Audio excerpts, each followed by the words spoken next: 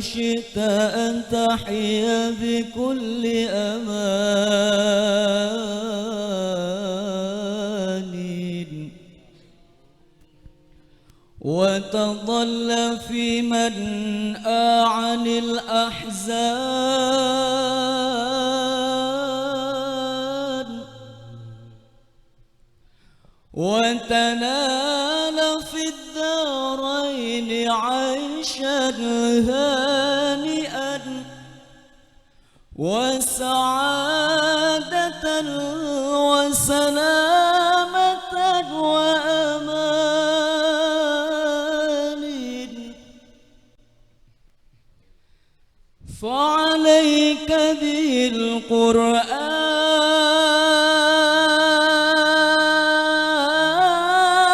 بالقرآن فعليك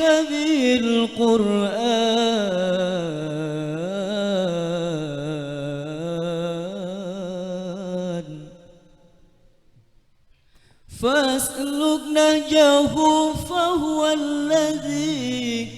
ينجي من النيران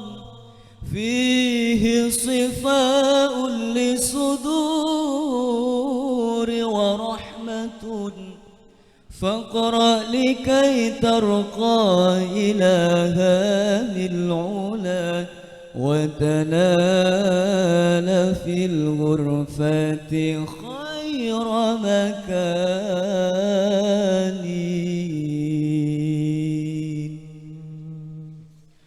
طالما أشكو غرامي يا نور الوجود طالما أشكو غرامي يا نور الوجود وأنادي يا تهامي يا معدن الجود وأنادي يا تهامي يا معدن الجود طالما أشكو غرامي